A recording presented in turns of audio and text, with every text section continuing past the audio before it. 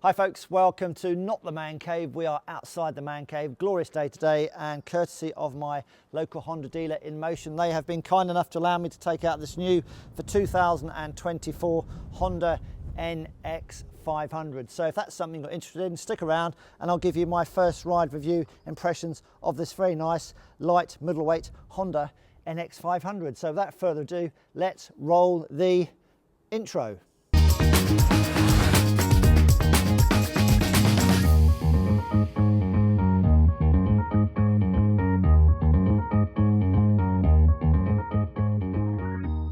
So here she is then, Honda's NX500, basically an updated for 2024 version of Honda's very popular CB500. So I don't know what we call this. Is it a lightweight, middleweight bike? I have no idea. But the CB500 was very popular, and I would suspect that this is going to be very popular as well. So I think what we'll do is we'll take it out for a little bit of a spin. So it is a glorious day today. So this bike then is 195 kilos and is 471cc from a parallel twin engine. I think it's 47 horsepower, but as ever folks, don't read too much into horsepower and torque figures. It's really how does the bike ride, and I've been on this bike for a little while now and it does ride very well. So who's going to be looking at one of these bikes? Well, I'm going to suspect it's somebody who's new to motorcycling, or just wants to downsize or something like that. But it's a very easy bike to ride. There's no vices to it. The engine, certainly, it's a very nice tractable engine. It sort of picks its skirt up from about 4,500 revs, and when you're getting a little bit of a wiggle on through the bends, there's no twisting of the frame. It's very solid actually. It surprised me quite a bit, and yeah, it just goes very well. That nice tractable engine. I think the engine's been around for a long time now, and the CB500, they've just updated it, done whatever modifications they need to do, and you've got a very nice smooth engine. A few little vibes as you go up the rev range. I think it revs out at 8,600 revs, but yeah, above 4.5, that's when it really gets going, and I think it's good for about 100 miles an hour or thereabouts. But yeah, it's just a very nice engine, pulls well. The gearbox, nice and smooth, no clunkiness to the gearbox. The clutch is nice and light, and the brakes for a 195 kilo bike with those Nissan calipers front and rear, that's all you really want actually. They stop the bike very well, and the tyres, I don't know whether they're dual purpose tyres, Dunlop tyres, but yeah, they're pretty good.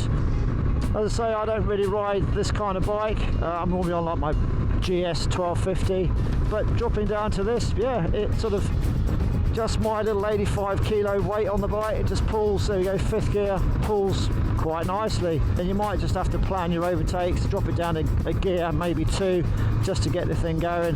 But generally speaking folks, nice tractable engine. In relation to the seating position, I'm 5'9" or thereabouts, give or take, 32-inch leg, and I could pretty much almost possibly flat foot up with both feet, and not too much of a bend in the knee. And if I look down, I think the back of my feet is just slightly forward of my bottom, so yeah, quite a comfortable seating position. But if you've got one of these folks, please put some comments in the comment section down below. This is a first ride review, and no more than that actually. So I'll only be on the bike for, I would have only been on the bike for a few hours, allowing for the video section of for the specifications, which took a couple of hours with my doggies and stuff, but we'll get to that very shortly. But yeah, the bike goes really well. The screen is nice actually. It's a fixed screen, so you can't adjust it. I don't know if there's any aftermarket stuff, but the screen is good actually. That surprised me. It's a decent screen, and then you've got your satellite navigation mounting bar for any gadgets that you want to put on there as well. Handlebar wise, yeah, a nice width. I believe you can adjust them forwards and backwards to get the ideal position for you. And you've got nice footrests, they're nice and comfortable, rubber inserts, it's all good. The brake lever can be adjusted, turns them really well. You know, like I said, when you're hustling it, there's no flex on the frame, just wants to go, you know, it's controllable, it's nice, it's predictable, it's not going to scare you at all really, just a nice sensible Honda, shall we say. And I guess as it is A2 compliant, if you've got the, I don't know if you can need a de-restricted kit for this, 47 horsepower, I don't know actually, but it is A2 compliant. But I guess with that 471cc engine, the other benefit of that, you've got a very usable bike and you're going to be in the cheaper insurance bracket as well. I believe I'm just unlimited because I'm an old git basically. It's roomy on the back for a pillion passenger if you want to take one there, and you've got a nice big grab rail on the back as well, so if you want to put some soft luggage, sports bag or whatever, a roll bag across the back, then you've got a nice grab handle and some couple of hooks underneath it, or lugs, to put some straps to it and secure it on the back when you go away for the weekend. Yeah, it's a good little bike, but the engine, nice and tractable, and yeah, not too much in the way of vibrations. As you work the engine, yeah, you feel a little bit, but it's whether after 8 hours in the saddle that would cause you an issue, but for me, no, not a problem at the moment. It's just it's a typical Honda place to be actually. I thought I got away with the not sounding the horn when I wanted to use the indicator, which I say in the specifications bit. I thought I got away with that, but just doing this part of the video, no. I've pressed the button again. I pressed the horn again when I wanted the indicator. That's a Honda thing, but hey ho, it's just one of those things. Okay guys, here we go. This is the specification section. So the Honda NX500 in the UK is going to set you back £6,799. Comes with a 2-year warranty, and servicing wise 8,000 miles or 12 months, whichever is the sooner. Flavours wise, comes in 3 flavours: black, metallic and pearl horizon white. That's my favourite, not sure where they get the names from. And then finally, as we have here, the Grand Prix Red. In relation to the weight of the bike, 195 kilos, ready to go, and I haven't found the weight to be any problem whatsoever. Seat height then is 830 millimeters. I'm 5'9", 32-inch leg. As you can see here, I can't quite flat foot both feet, and I'm wearing my motorcycle boots here. But 5'6" and above, I suspect you're not going to have any issues getting both feet down, albeit potentially on tippy toes. Wheel wise, 19-inch front wheel, a 17-inch rear wheel, and they are both wearing Dunlop's Trail Max tyres, and we have 180 millimeters of ground clearance, if that makes any sense to you whatsoever. Now, in relation to the brakes, we have Nissan calipers front and rear, and I found them for the bike weight and the performance to be absolutely fine, no issues there whatsoever. The twin cylinder engine, which is A2 compliant, it is 471 cc's of Honda's top power. It's 47 horsepower at 8,600 RPM, and that's producing 43 Newton meters of torque. The tank 70.7 litres, and that's going to give you at 78 miles per gallon, all official figures converted. It's going to give you about 307 miles to that 17.7 litres of fuel before you have to push the bike at 195 kilos. If you've got one of these, folks, make some comments in the comment section down below. Real life mileage, tank wise, how many miles you get into the tank. That'd be great for other potential purchasers of the bike. Suspension non-adjustable, show a big piston upside down forks out the front. I found them to be fine actually for what the bike's capable of doing. And the rear is I think it's Honda's ProLink 5-stage. Adjustments is only for preload, and that's 5 stages for that as well. You've got 2-channel ABS, and you can switch the traction control on and off if you want to go and spin the back wheel up on some gravel. So it's got pretty much everything you need for this sort of kind of bike. Top speed wise, I think I mentioned it earlier on, but it is going to be good for around about 100 miles per hour, and if you're traveling between 60 and 70 miles an hour, that's going to be about 5,000 revs. In relation to the switchgear, found it to be fine actually. Mirrors are good, switchgear, clutch nice and light, non-adjustable span, and on the front brake that is adjustable as well. I've got diddy hands and I haven't found any issues with that as well. The instrument cluster on the left hand side is backlit, and I haven't accidentally activated the horn when I wanted to use the indicator, unlike on my Africa Twin, so maybe they have made a little bit of adjustment there. I know people moan about that, but on this bike it seems to be okay actually. I'm not looking down when I want to use the indicator, so that's a bit of a plus. So maybe Honda have done something there. And on the right hand side, the instrumentation there is not backlit allegedly. Under the seat then, take the seat off, there is no separate USB connector under there like some of their range, so there's a little bit of storage under there, and the owner's manual, a little bit of storage under there as well. Accessory wise, if that's your thing, they do a variety of travel packs. So they have, what do they have? They have the travel pack, which is the sort of soft luggage. A comfort pack comes with heated grips. Then you've got the adventure pack, which has got extra lights, handguards and a smoke screen.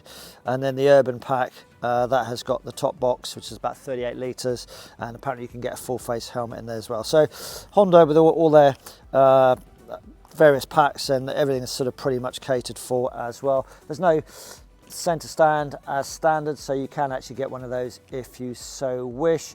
And then just going further forward, 5-inch TFT, very nice. And then you can get Honda's RoadSync app, and then just connect your phone to it, so you can get phone calls, music, and all that kind of stuff. Very nice 5-inch TFT. Yeah, nothing really much more to say about that. And then finally, in relation to that screen, you've got the navigation bar above it, so you can put a sat nav on there if you want to. The screen is very nice actually. At sort of motorway speeds, I would suspect it's going to be pretty good. I have to say suspect because we're 40 mile an hour where I live, and if I say it's fine at 70, I'll get prosecuted possibly. Anyway, I suspect at higher speeds it's very good at keeping the airflow off you, so quite impressed with that screen actually. The bike itself has got LED lighting all the way around, and I think what we'll do is just listen to how that 471cc engine sounds, and then continue riding on the road or wherever on the NX500.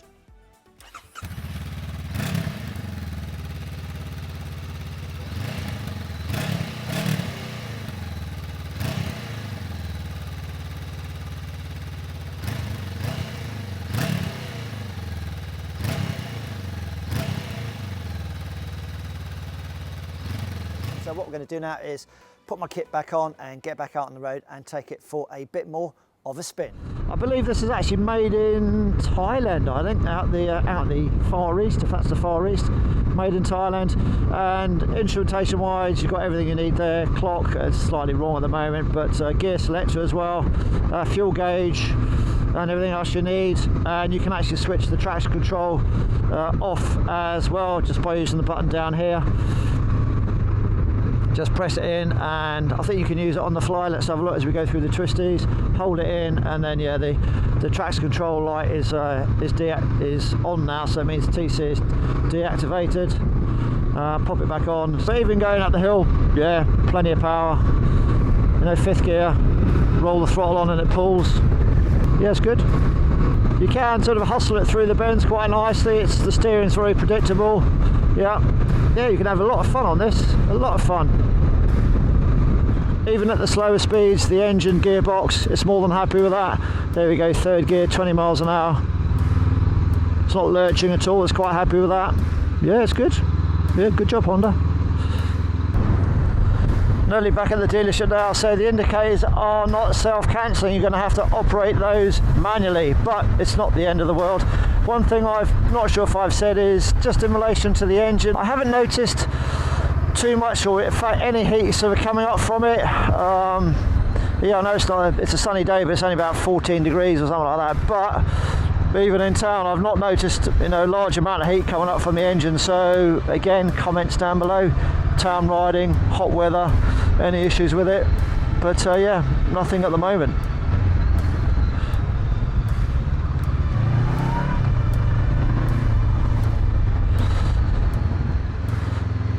Yeah, handling around town is fine.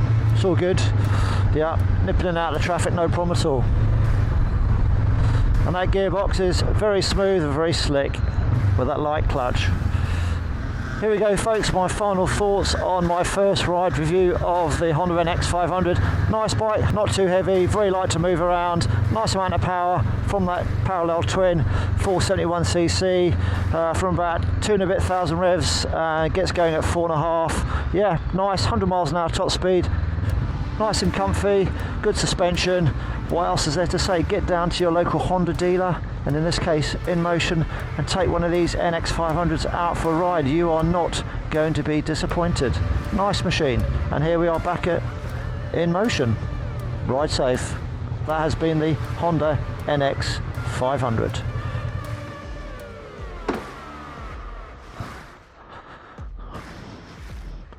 Voila.